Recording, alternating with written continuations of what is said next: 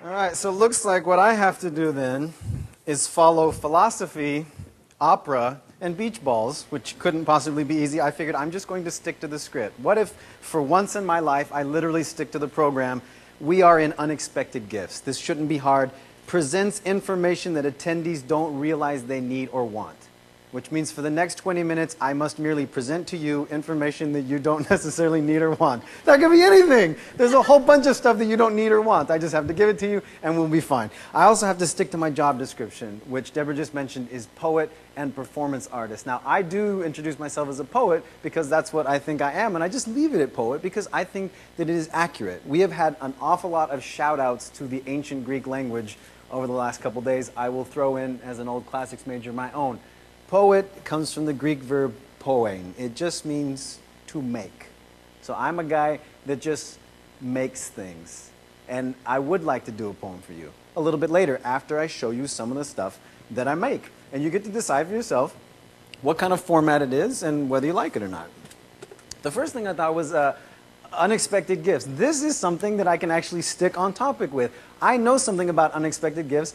I made an unexpected gift one time. One of the jobs that I do is paper engineer. From 1994 to 2004, I worked primarily as a guy who made pop-up books. This is the kind of thing I made. This is an unexpected gift. It's called the Christmas present. I engineered it, and I designed it based on this old German toy. You may have seen these things reproduced in plastic. They're sometimes used as bar toys, kind of like a poor man's Rubik's Cube, right? They've got a picture, and as you open the thing, the picture shifts around. Well, I was reading a book by Henry Moore, the sculptor, and he said, never look at a surface except as an extension of a volume. And I thought, that's what I want to do with this particular contraption. It's like having a barn and only using the outside. So I started designing all these little extra things that you could do with the barn. There's little books that you can take out, you can open some doors and drawers, and you can open the box itself. And there's some more things to do, and there's some more drawers and some more doors, and there's some mirrors, and you can open the box again, and there's yet more things to do, and you can open the box again. Now, the outside has disappeared. The red outside has become the inside. The inside's now the outside. These are cubes. There's 8 of them. There's 6 facets to a cube. 8 times 6 is 48. Real quick, half of that is 24. The inside has 24 facets. That's the number of days leading up to Christmas. So I figured this is a natural for an advent calendar, and that's what this is. They're random, so you kind of have to sort of engage it, and you have to pull out all these things that you can if you want. But right when you've gotten to the outside being inside and vice versa, and you think there's no more possible space for all this cute little stuff going on because it's just crammed with stuff, you find that there are secret compartments. 2 of them. One is a little mouse house, and the other one is the inside of the mouse house, the mouse family getting ready for Christmas. It looks like this. So what I want you to do is sort of shift your focus to, this, because this is the focus that I've had to shift in the last couple of years. Maybe this is the focus that society has had to make a shift from. I want you to take your eyes off of the prize, the book, and onto the screen. The reason I'd like to do that is because I like the events of conferences to dictate what I'm going to talk about. Yesterday we heard that you should shut down your screen and pick up a book. And that's a pretty good thing to say. It's actually an easy thing to say. Well, let's do it, and then let's do the opposite. Let's shut down our books, right? They're old enough. They are my babies, but it can go out into the world on its own, and let's pick up the screen. Because as a delivery system, this isn't working out for me right now. It's small. I wish I could give one to each of you. I wish we could all look at it, but it's small, so we can't. So I'm going to shift to that, which works a little bit better for me. That's the kind of transition I've been trying to make in my creative life. And the benefit of it is that most of my work now, the screen-based stuff, exists on a drive somewhere. So when I come to conferences, I can sort of pluck from it and slot things in depending on what I want to address. And I let the conference, like I said, dictate what I'm going to talk about. The first thing I'd like to talk about is the first thing I heard from the Applied Brilliance audience. And it happened on night 1 when Doug was giving his talk, and he got to the Let Them Eat blog section. And the first thing that we literally heard from this audience was the comment, blogging creates, does anybody remember what it creates? Yeah, blogging creates stupidity, which is, kind of a controversial thing, maybe possibly an elitist comment. I don't know, Does the person who said it have a blog? I'm guessing no, but we can examine that kind of thing. And that's what I like to do. And I figure I'll go ahead and sacrifice myself on the idea of blog begets stupidity. This is my blog. This is my website. It's called shopliftwindchimes.com. The reason I call it that is because when I was a boy, I used to steal wind chimes from the neighbors and from the local hardware store. Okay? Then my friends and I would resell them to this creepy middleman at the swap meet. No questions asked, $5 a wind chime. Then we would take the money, because we were in our early teens and it was the mid-90s, and we would buy either Rubik's Cubes or pornography. And one time, my friend Dinky Ringo found a Rubik's Cube with pornography on it. It was like, how green is my valley? Anyway, the point is, you were told that you weren't going to be hearing from any designers. Maybe that's not true in my case. I think I'm a designer. I certainly designed the Shoplift Wind Chimes logo, which I kind of like, and I certainly designed these stickers. I also printed them out. I cut them out. I spray mounted them to a wall on the roof of my building in New York. I did the photo shoot. I touched it up in Photoshop a little bit. I imported it into a server, and that's what you get when you go to my website. So what are you looking at? You're looking at multimedia, I think. I don't think you keep track, though. You are looking at a live presentation of a screen grab, of a photo, of some stickers. I'm convinced that you don't really care what format your stuff comes in. And some of the stuff I hear, like this kind of cluck, cluck, cluck, this new stuff is just not my kind of thing. I think that you don't care up until a point, like once it becomes comfortable. A good example would be yesterday, we got to hear from Lucille Ball. We got to hear from George Burns, and George Burns got a pretty good laugh.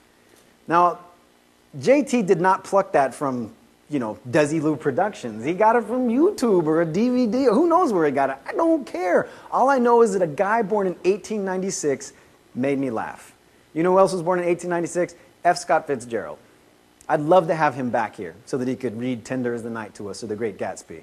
But why didn't JT pick that? What is the point? The format, maybe not so much the point. The content, maybe so much the point. So you go to my website, and what are you going to get? And here's the point. If you don't want to go to my website, skip the website. Go to something else with your entertainment, your edutainment, your videotainment dollar. But if you do go, you're going to get essentially a blog. And this is my blog. I update it whenever I want. That's the most recent entry. It's typically photographs of my commentary. Half of it smart-ass, half of it really smart-ass. That's from Lisbon, that's from New York, that's from Tennessee, my grandma's bird feeder, that's from Barcelona, Spain on the 1st of September. Half the reason I started this blog, so I can just keep track of myself, all the places I go, and the loved ones I have in my circle can keep track of me as well. This is journalism for one. If you are interested in me, which I am, and you are interested in me because my loved ones are, then you will choose to follow it. If not, you can try it if you want. If not, I wouldn't necessarily worry about it, right? So this is that kind of, journalism of oneself. And this is something I'll give you as far as blogging goes, vis-a-vis stupidity. If you don't know anything about economics, you know one law: supply and demand, right? So basically, as the supply of something goes up, the demand of it, or the price that people are willing to pay, goes down. The thing becomes worth less. Not worthless, but worth less. And Dr. Noel Brown told us yesterday that never before in history has it been so easy to put your story out there. And that's irrefutable, right? That is definitely true. Dr. Brown also seemed to believe that, everyone has a fascinating story. I'm not so sure about that, right?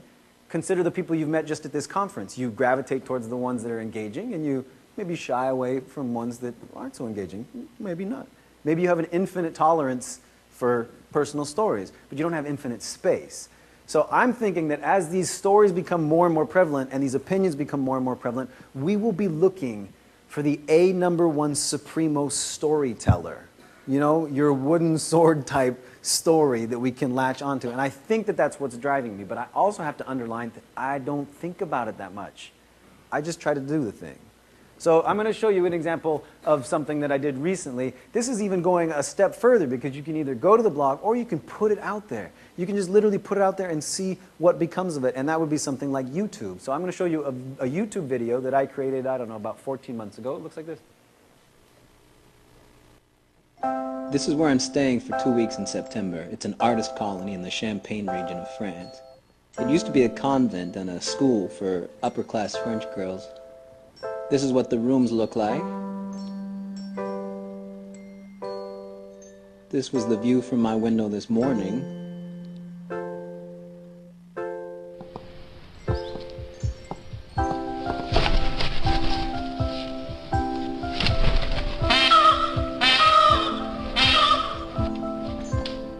this was the view from my window this afternoon. That's a Serbian dancer with no top, a Swiss dancer with no bottom, and they're sharing a costume, which I think is pretty nice. What else are they doing? Well, they're falling in love. Over and over again in the courtyard, until the Romanian filmmaker tells them they can stop. Okay, so let's take a look at what you're looking at, right? You're once again looking at a live presentation of a screen grab of a YouTube embedded video from a blog of a filmmaker filming two dancers. That's so multimedia, I can't even keep track because I don't even care to. What was most important to me, though, about this particular moment in my life and in my creative arc was that the requirement when you entered this artist retreat was that you had to come up with some kind of mantra or personal directive that you wouldn't normally do. And you had to adhere to it through the course of the retreat. For me, I came up with, since I'm kind of a perfectionist, not kind of a perfectionist, I'm a perfectionist, I came up with novelty over quality. I made the decision that whenever faced with a chance between choosing the new, something I wasn't familiar with, or the thing that I knew worked, I would go with the new, until I did something totally cockamamie and then I'd give it up. But what that led to on this particular night is me meeting that dance troupe. The interesting thing about that dance troupe, there's 30 of them, they are all from a different country. That's the requirement of the dance troupe. So I go down that night to the dinner table with my crappiest camera, and I just asked everybody I could one simple question. And that question is, in your country, in your native tongue, how do you say cock-a-doodle-doo? This is what we got. In Norway, we say kikiriki. In Korea, we say Cuckoo. In Japan, we say kokikoko. In Italy, we say kikiriki. In Turkey, we say uuru. In Brazil, we say kakaraka. In Iran, we say kukurikuku. In Switzerland, we say cocorico. In Mexico, we say kikiriki. No quiero flojos aquí. That's kikiriki, we don't want lazy types around here. And when I look at this, again, even today, I think it's very clear to me as an artist what I'm trying to do with this, right? Very clearly, I am trying to meet hot foreign girls. There's no other way to look at it. It's completely transparent. I interviewed guys. They just didn't make the cut, apparently. But the other thing I did is not care about the quality of it, because it's pretty crappy quality, but it wasn't about the quality of how it looks, right? It's about, hearing the cock-a-doodle-doo. And I did take this little tenet, and I breach it often, but I still try to keep it in my work. I still try to keep it in my blog. The way you can see it most recently is I take pictures of people on the subway. That sounds like a creepy thing to say. Maybe it's a creepy thing to do. Guess what? I like it. I take them with my iPhone. People don't know I'm taking their picture. That's a pretty good picture of that guy. It's nice light and whatever. That's a wonderful, wistful picture of a young woman. I see very touching moments. I see things happen on the platform more than on the train even. That's the kind of picture I wouldn't have, put on my blog before. It's kind of blurry. It really works though. It's something simple. That's a kid with a nosebleed who doesn't want to give up on his Game Boy. There's something about that like that. He might go on to play more video game hours per day than he's supposed to, and he might have less sex than he's supposed to, but I'm positive that either way, it's none of your business. You get to see, social interactions. These two are friends, but he's sitting much closer to a perfect stranger than he is to his buddy. That's pretty typical for that age, I guess. And the only rule I have is that I have to sit down first, right?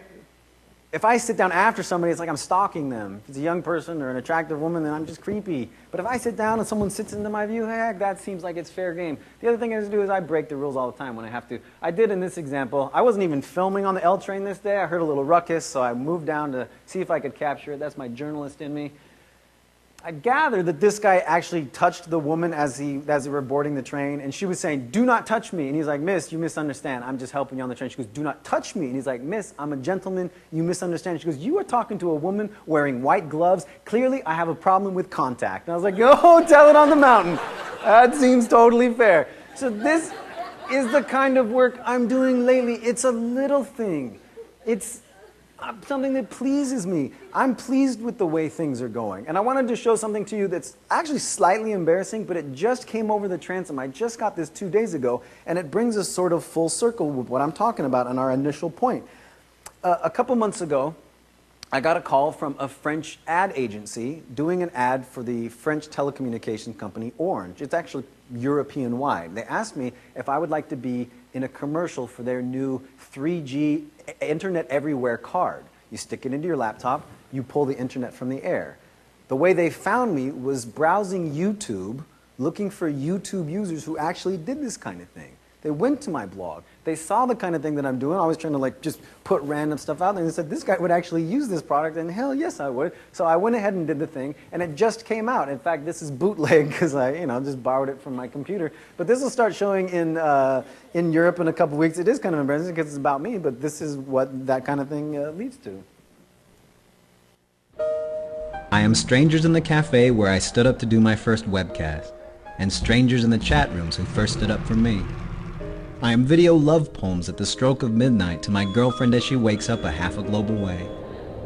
I am blog updates with newfound friends in the sunshine of the city plaza. I'm the boy with the book on the bank of a river whose picture I took and then emailed to my mother because he looked like my brother.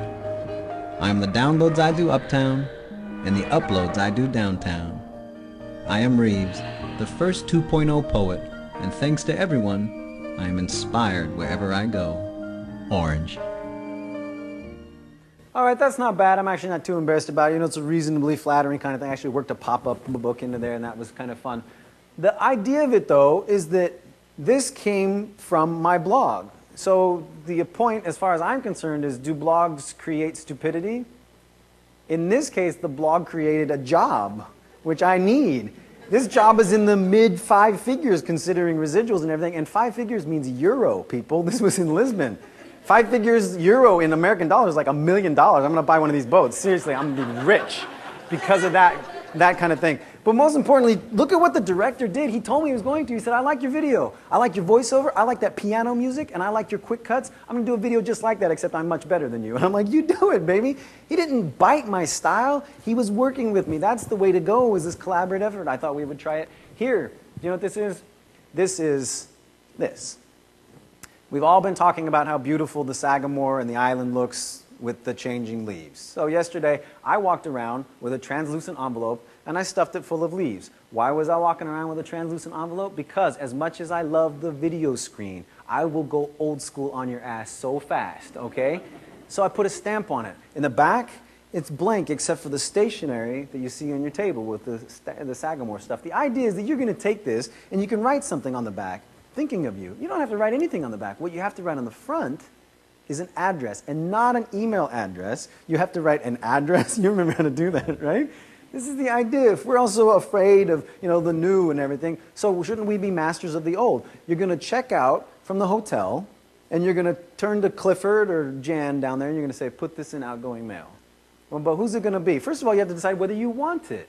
And this is the big thing about it. Whenever we point fingers and go, these people are at the bottom rung, these people are doing stuff, then go to somewhere else with your infotainment dollar. Same thing with this. Do you want this? Do you want to give an unexpected gift to somebody? I've bought the stamp for you. Let's auction it off or whatever. Let's do a quiz for it. This is not a postcard, but it could be. If it were a postcard, I'd put a postcard stamp on it. Postage in the U.S. for a domestic first-class postage stamp, postcard, is less than domestic mail. Shout it out. What would that postcard be? What would that postage be on the stamp of a postcard? Anybody know? Not hearing it. What was it? No. So we're all masters of the email at this point, which is a format that we probably like. I don't trust email. I'm going to until it becomes convenient. Just shout it out. Just guess.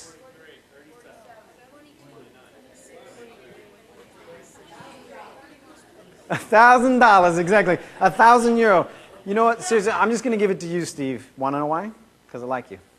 Yeah, exactly. Yeah. So what? Would you know someone that you would write and give an unexpected gift? Yeah, I just don't know their address, but I'll find it. Okay, good.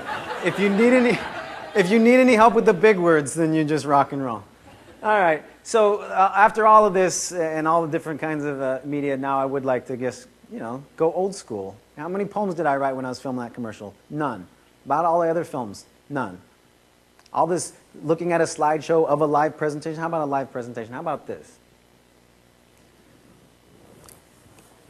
My judge is something is significant if someone can make art out of it. I heard a conversation from a guy saying kids these days are so antisocial. My daughter spends all her time in her room chatting with her friends on the computer. She's either antisocial or she's chatting all day. She can't be both. This means I'm smiling. So does that. This means mouse. Cat. Here we have a story.